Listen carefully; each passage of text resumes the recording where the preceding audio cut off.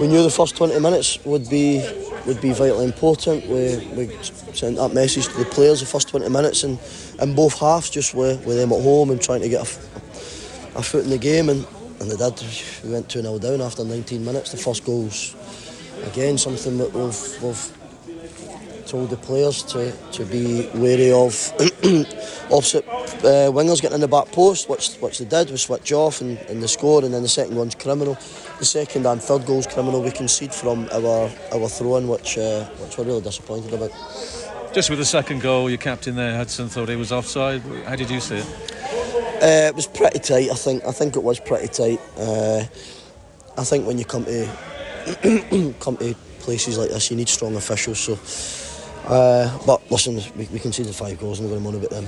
Moment of real quality to get that goal, Sterling James, and that gave you a lifeline at that point. And you were playing probably your best football last 10 minutes of the first half. Yeah, I knew if we got a goal back, then we had them rocked for the last 15-20 minutes of the first half, and we got the goal, and we had Big Chaos had a great chance with the header, and so we knew that we could cause problems, but the man of the goals were really, really poor. So it's difficult and as frustrating as it is, it's just important that we move on as quickly as we can. And they would have been buoyed by that 2.5 time. Positive team talk, I'm sure, but then they go and score quite quickly with Kumar 4 minutes into the second half. Was that a real killer? Yeah, it was. Again, the man of the goal. So I'm not going to sit here and Kiddy are a good team. They really are. They're a full-time club. They've just come out of the National League, and I know it's our rivals, but sometimes you just get beat by the better team, and they were better than us. There's no point in me sitting here and trying to dress everything up.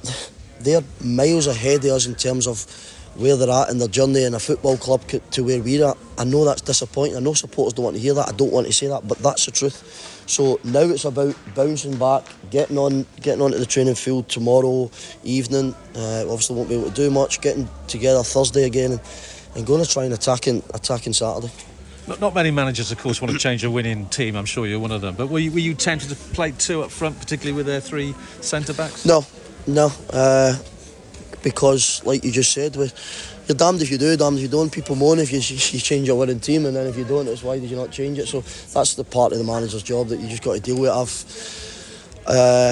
I'll trust myself more than I'll trust anyone else at the football club. So, and it's me to make decisions, and everybody's entitled to their opinion. But I don't think the team selection was the reason we lost the game. Is it a level playing field though when you're up against full-time clubs like Kidderminster? Yes, give them credit, lots of quality in their front 3 particularly, but you're kind of playing with one hand behind your back, aren't you? That is what it is. We're in this division with some big hitters. To even consider that we're going into Saturday with still something to play, I think it's a remarkable effort. I really do, and I know that's difficult for people. I thought the supporters were great and they stayed positive, and I know it's difficult for people at home, and I'll probably get criticised for it, which I don't really care, but we're going into the last game of the season with still something to play. It's a remarkable effort from the players.